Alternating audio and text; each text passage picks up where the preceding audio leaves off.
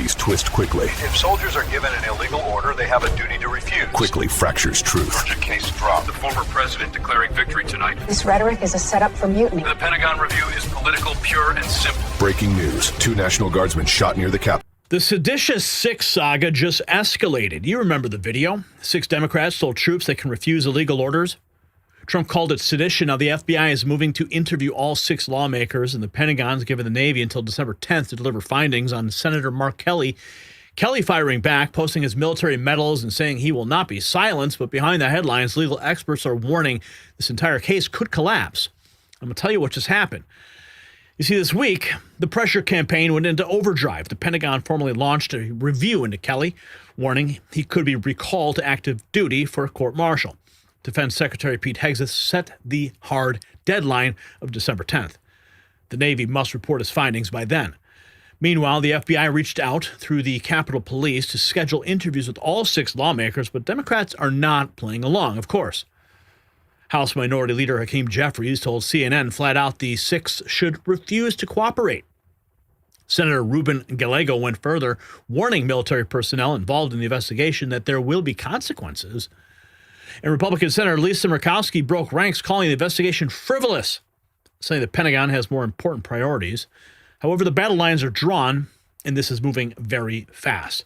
And speaking of protecting what matters, we have some breaking news. While everybody was watching the headlines, the Trump administration quietly released a document that could reshape the mining sector under Executive Order 14241.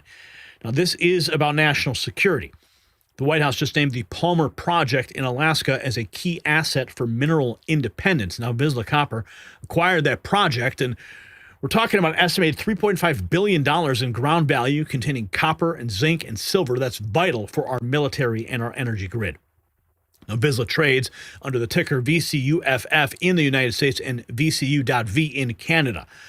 When other Alaskan miners got government backing, shares shot up over 200%, and the market has not yet priced that in.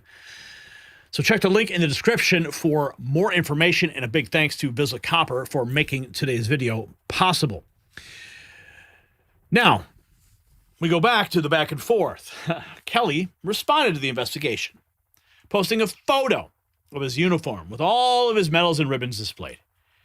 He wrote that he swore an oath at 22 years old and has upheld it through combat missions, test pilot school, 4 space shuttle flights, and every day since.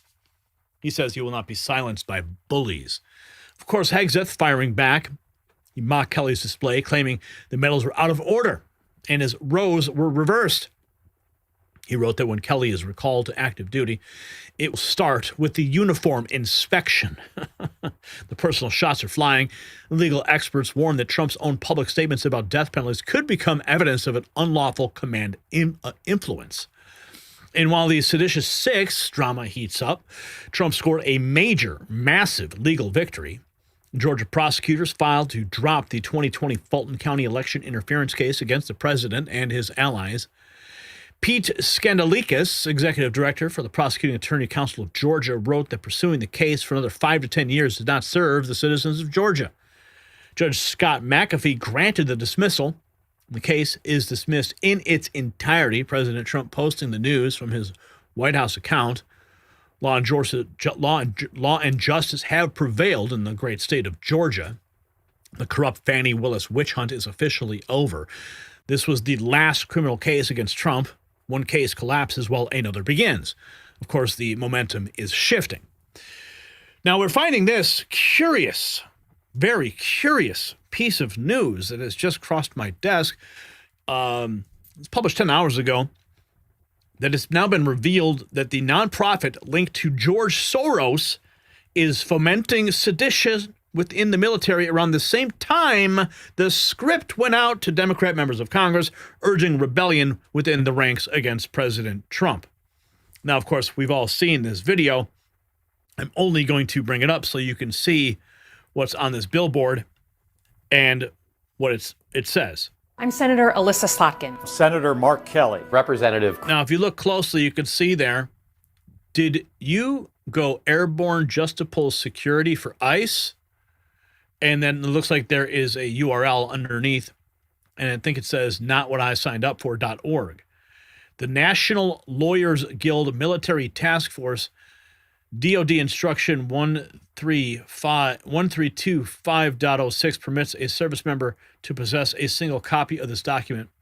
So this is clearly what is now being tied to George Soros by Eric Doherty here on X. So this organization appears to be putting out the talking points to members of Congress while putting up billboards almost echoing the same message. It's a coordinated campaign, clearly. On the Georgia case, just touching on that briefly, here is the breaking news. And of course, CNN just has to flash that mugshot again. Well, don't worry, I have my own version of the mugshot. CNN likes to use it for smearing Trump, but we use it as a badge of honor because this man has dodged bullets, legal cases, and everything just so that we can have America back. Now, here's the CNN case. That means that This is CNN breaking news. We are following breaking news just into CNN. A Georgia prosecutor officially dropped the historic racketeering case against President Trump and others for attempting to overturn the 2020 presidential election. I want to go right to CNN's Kara Scannell. What are you learning, Kara?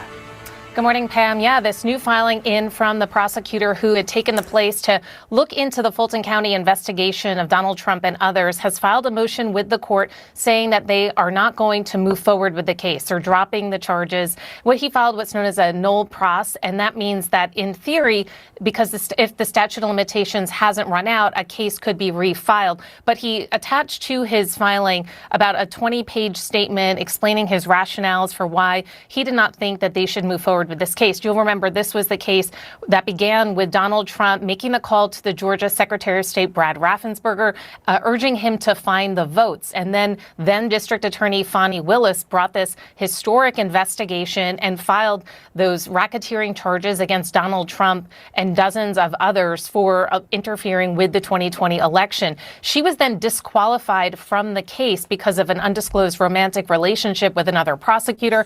And that is how this case now fell into the hands earlier this month of a prosecutor who was assigned the job of trying to find someone to take on this case. He said that he couldn't because there were too many conflicts, and he took it on himself. Too many conflicts, and it's thrown out. President Trump wins again. Here's what it posted. The White House official. Breaking news. Law and justice have prevailed in the great state of Georgia as the corrupt Fani Willis witch hunt against me and the other great American patriots has been dismissed in its entirety. President Donald J. Trump with this long Truth Social post. I guess I can read some. It's a lot to read here. But of course, President Trump loves the color when he presents his Truth Social post. So I'm sure this is going to be a good one. Breaking news. Law and justice have prevailed in the great state of Georgia as the corrupt Fani Willis witch hunt against me and other great American patriots has been dismissed in its entirety. This illegal, unconstitutional, and un-American hoax was perpetrated against our nation by Fani and her low IQ lover Nathan Wade at the direction of crooked Joe Biden and his handlers. This case should never have been brought in the first place. The radical and unethical district attorney illegally hired her boyfriend to prosecute the former president of the United States of America in a charade, even though he never prosecuted such a case before, was completely inexperienced in RICO, and blatantly lied about everything, including their beautiful love affair. The ridiculously high amounts of money she paid him, unlawfully taking it from the honest taxpayers of Georgia, their record-setting numbers of Caribbean cruises, vacations, and getaways, her clear campaign finance violations, and most importantly, their obsession with doing anything that and everything to get Trump, just as the Biden White House told them to do. The deranged Democrats did all they could to viciously attack me, my supporters, and our MAGA movement for telling the truth. The 2020 election was rigged and stolen, and they committed crime after crime as they weaponized our law enforcement and justice system against honest and loving Americans. But we have fought back and won both in the courts and politically with our historic country-saving landslide victory of November 5th, 2024. We have to hold responsible those who attempted to destroy our legal system and nation itself as they tried to use it to silence and imprison political opponents for protecting our country and exercising our First Amendment rights. The few remaining Democrat witch hunts will soon meet the same embarrassing end. We're going to keep winning and continue to make America great again. America, baby. America.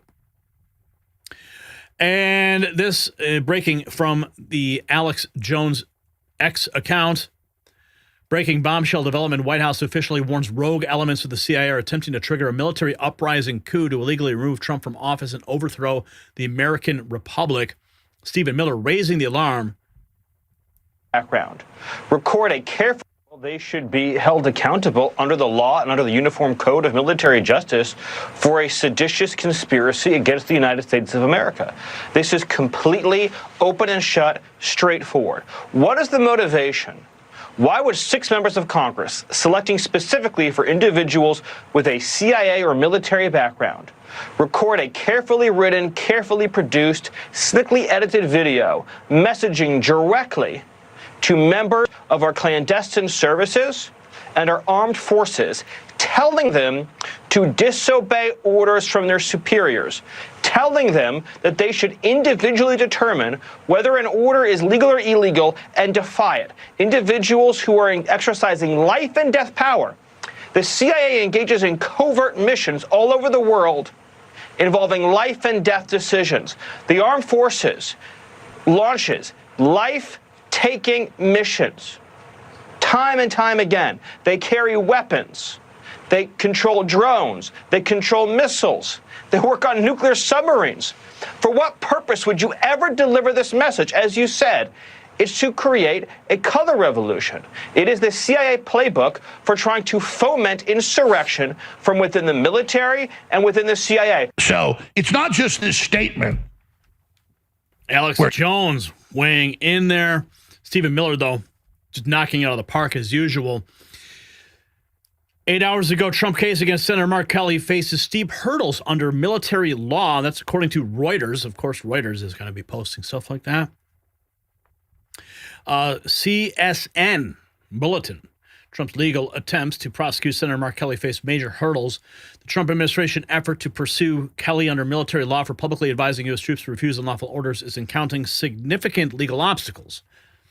Experts say the case is unlikely to proceed due to constitutional protections, military law safeguards, and free speech considerations. Military justice requires multiple layers of review before a court-martial can proceed, including investigations, legal assessments, and judge oversight, making prosecution complex and slow. Kelly's remarks reflected long-standing principles that soldiers should refuse legal orders, which experts argue do not constitute criminal conduct under the Uniform Code of Military Justice. Constitutional clauses, including speech or debate protections for lawmakers and First Amendment considerations, add additional barriers to any potential prosecution. Analysts warn that any attempt could also be challenged for unlawful command influence given public pressure and political context. While the Trump administration pushes forward the military legal system and constitutional protections make it highly unlikely that charges against Kelly will hold, raising broader questions about the intersection of politics, military law, and free speech. And apparently there are actually veterans who are in support of Mark Kelly saying F you to Pete Hegseth. If you support the Seditious Six, I don't care if you're a current former military or not, you're a traitor to this country. You can't change my mind, says American Papa Bear. I don't even know if I want to play these, but, well. Military supports you. Pete Hegseth, as veterans, we just want to say that we support Mark Kelly. Hey, Pete Hegseth, fuck you and fuck your investigation. Wow. Okay, that's about all I'm going to play of that clip. I don't know where it's going from there, but it doesn't seem to be going to any place good. And then we have this. Their goal, to instigate an investigation so they can cry, look, now it's true. FAFO, for those who've never researched CIA orchestrated and backed coups around the globe, you should start looking into how these things get kicked off. George Soros, because this is an attempt at a color revolution. George Soros. Colonel Towner and Alpha Warrior X have done a good job documenting several. They write that we've been overwhelmingly resistant to these efforts in our homeland through the use of NGOs funding widespread protests and subsequent riots. And as President Trump cuts the head off their private sector funding apparatus, USAID, NED, they're becoming desperate. So they politicized the military, subverted the constitutional authority of the commander-in-chief, and injected themselves into the chain of command that they're not a part of. Desperate attempt to execute their plan. This is life or death for the deep state. And here is Elise Slotkin. Exactly why we... And then last night, the counterterrorism division at the FBI sent a note to the members of Congress saying they are opening what appears to be an inquiry against the six of us. To be honest, the president's reaction and the use of the FBI against us is exactly why we made the video. He believes in using the federal government against his perceived adversaries, and he's not afraid to use the arms of the government against people he disagrees with. He does not believe the law applies to him. He has said that every which way to Sunday, which is exactly why we made the video, to give people some assurance that they weren't alone as they watch this stuff unfold. This is a scare tactic by him. He is attempting to use the FBI to scare us out of continuing to talk and have conferences like this. Yeah, okay. Yeah. You're the victim now. That's how it always plays out, right? We got some more from Stephen Miller, torching the Democrats who told the military and intel community to defy the commander-in-chief. Call it what it is, sedition.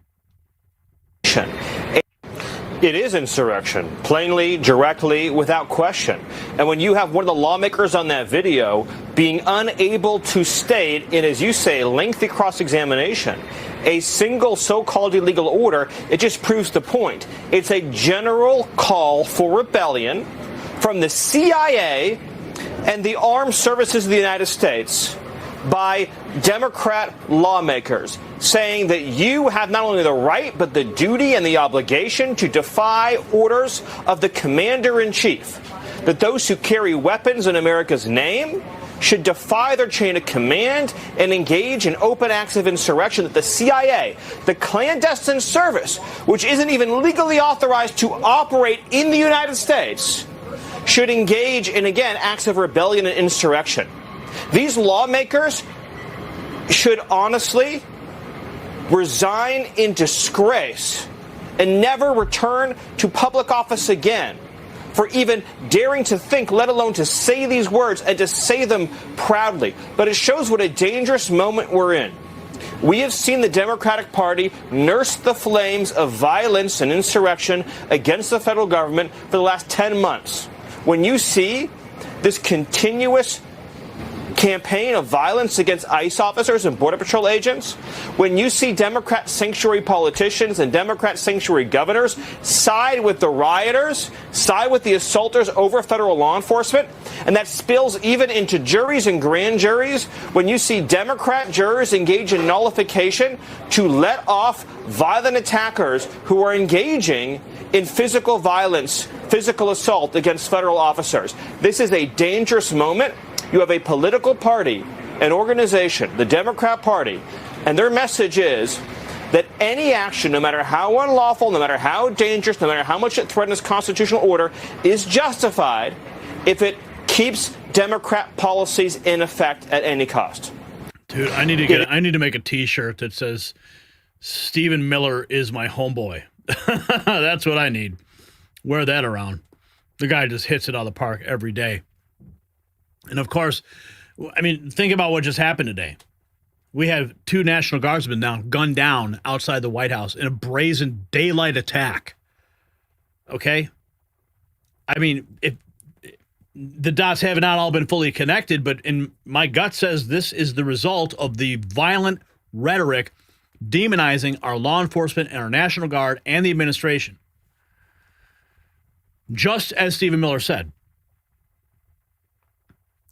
So over there on CNN, Scott Jennings weighing in about the FBI wanting to interview the Democrat lawmakers. Not supposed to. The FBI is now seeking interviews with the Democratic lawmakers who said to the military, if there is an illegal order, don't follow it. Aren't folks in the military not supposed to follow illegal orders? So this is an issue where obviously you're going to have 2 groups of people that see this completely differently. I mean, when I saw that video, I was outraged for the president because it's obvious what the Democrats were trying to do. They were trying to create a narrative that the president had, in fact, given illegal orders. Nobody's yet named an illegal order. All the people in the video went on TV and got asked, what are the illegal orders? None of them can name an illegal order. Alessa Slotkin, who's supposed to be the moderate and the smart person in that group, said, well, you know, we have this movie, A Few Good Men. I mean, it was so unserious, but the point was clear. They're trying to program their political party, half the country, into believing that the president has given an illegal order, which has not happened. And so he's outraged. Every Republican that I know is outraged.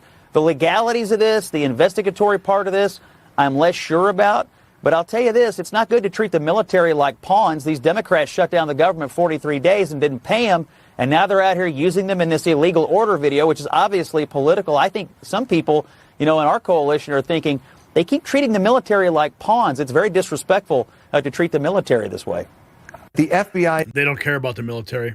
You heard them. They shut the government down. Didn't even let them get paid for weeks. Democrat pollster Frank Luntz going nuclear on the Democrats. Of course, my first reaction was, why the hell did you put this video out? I know you're trying to poke at him.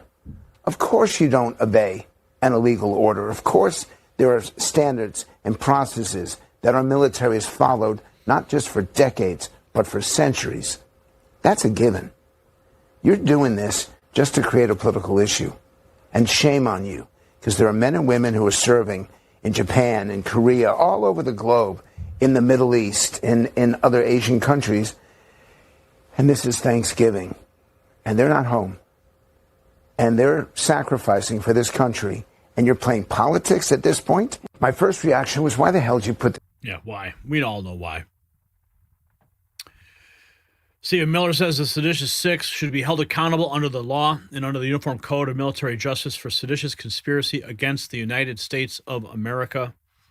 Hakeem Jeffries says the Democrats who made the insurrectionist video should refuse to cooperate with the Pentagon's investigation into their conduct. Oh, yeah. Here's Jeffries. Basis to this. As a Democratic leader, do you believe your members should sit for interviews with the FBI? There's no basis to this FBI investigation unless the FBI actually presents credible evidence as to why they are seeking to interview these 4 members of the House and 2 members of the Senate. Then I think we have to look at this whole request skeptically again. It was Donald Trump who ordered the FBI and the Department of Justice to investigate these members. He accused them of treason. He threatened them with death. And so it's not clear why we should take this investigation credibly. This is not something where the FBI is trying to follow the facts, apply the law, and be guided by the Constitution. I do think it's important to point out, we have been told that the Pentagon is looking into an investigation. And what we know about the FBI, according to our reporting, is that they are seeking to schedule interviews. So are you saying, though, I just want to put a pin in this as well, are you saying that they should not sit for those interviews? No, that's a determination that ultimately will be made by these patriotic members, all of whom serve the country, either as national security professionals in the military or both. As the Democratic. So here's what it comes down to. The administration has until December 10th to show its hand on the Seditious Six. Kelly says he's not backing down. Democrats are telling the FBI no. Constitutional lawyers say the case runs headfirst into the First Amendment, and meanwhile, Trump's legal enemies are folding. Georgia is gone. The witch hunts are crumbling. Is this accountability or intimidation? Well, December will certainly tell us everything. Now, the story matters because the legal battlefield is shifting fast. On one side, the administration is pursuing the Seditious Six with Pentagon investigations and FBI interviews. On the other side, the cases against Trump are collapsing. Georgia just dropped the Fani Willis election interference case entirely, and they admitted pursuing it for another decade doesn't serve the people. Judge McAfee admitted it and dismissed it dismissed it in its entirety. That's a complete surrender. Meanwhile, Kelly says he will not be silenced. Hegseth says his conduct brings discredit to the armed forces, and December 10th is the date for which the Navy findings will be disclosed. And legal experts warn the Seditious Six case could blow up if unlawful command influence is proven. Now, the walls are closing in, but on whom depends on which side you're watching. The question I want you to answer in the comments is this, though. Is the Georgia dismissal proof the witch hunts are finally over? Yes or no? And hit up the Next News merch shop. You'll find it linked in the description.